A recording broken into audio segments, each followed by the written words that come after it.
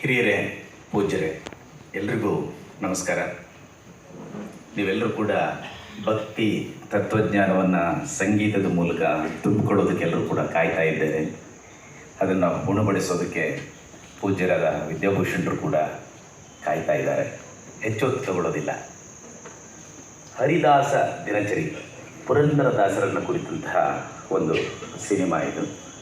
ಪುರಂದರದಾಸರ ಒಂದು ದಿನದ ದಿನಚರಿ ಹೇಗಿರ್ಬೋದು ಅನ್ನುವಂಥದ್ದರ ಕಲ್ಪನೆ ಮತ್ತು ಐತಿಹಾಸಿಕ ವಿಚಾರಗಳು, ಅವರ ಸಂಗೀತ ರಚನೆಯ ವಿಚಾರಗಳು, ಅವರು ಅಪ್ರಮೇಯ ಸ್ವಾಮಿಯನ್ನು ಭೇಟಿ ಮಾಡಿದಂಥ ವಿಚಾರಗಳು, ಇವೆಲ್ಲವನ್ನು ಇಟ್ಟುಕೊಂಡು ಹೆಣೆದಿರುವಂಥ ಒಂದು ಸಿನಿಮಾ ಇದು.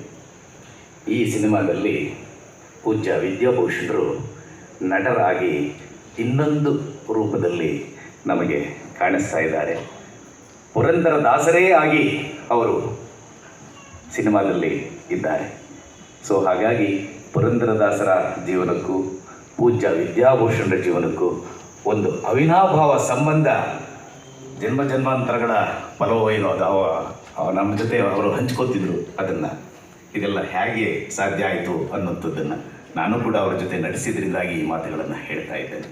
ಇವೆಲ್ಲವನ್ನು ಕೂಡ ನಿಮಗೆ ಸಿನಿಮಾದಲ್ಲಿ ಉಣಬಡಿಸಿರೋದು ಇನ್ನೊಂದು ರೀತಿ, ಒಂದು ಕಾವ್ಯದ ಹಾಗೆ ಇಡೀ ಸಿನಿಮಾ ನಿರ್ಮಾಣ ಆಗಿದೆ. ಗಿರೀಶ್ ನಾಗರಾಜ್ ಅದನ್ನು ನಿರ್ಮಾಣ ಮಾಡಿದ್ದಾರೆ. ತಾವೆಲ್ಲರೂ ಕೂಡ ಆ ಸಿನಿಮಾವನ್ನು ನೋಡಿ ಬೆಂಬಲಿಸಬೇಕು ಅಂತ ಕೇಳ್ಕೊಳ್ತೇನೆ. ಮೈಸೂರಿನ DRC ಚಿತ್ರಮಂದಿರದಲ್ಲಿ ಸಂಜೆ 4 ಗಂಟೆಯ ಶೋ ಇರುತ್ತೆ ಯಾವಾಗಲೂ ಕೂಡ. ಈಗಾಗಲೇ 5 ಮತ್ತು 7ನೇ ತಾರೀಕಿನ ಎಲ್ಲ ಟಿಕೆಟುಗಳು ಕೂಡ ಸೋಲ್ಡ್ ಔಟ್ ಆಗೋಗಿದೆ. ಅದು ನಿಮಗೆ ಶನಿವಾರ ಇಲ್ಲ, ಶುಕ್ರವಾರ ಮತ್ತು ಭಾನುವಾರದ್ದು ಕೆಲವು ಟಿಕೆಟುಗಳು ಮಾತ್ರ ಬಾಕಿ ಉಳಿದಾಗೆ ಸಿನಿಮಾನ ನಿರಂತರವಾಗಿ ಇರುತ್ತೆ, ತೊಂದರೆ ಏನಿಲ್ಲ.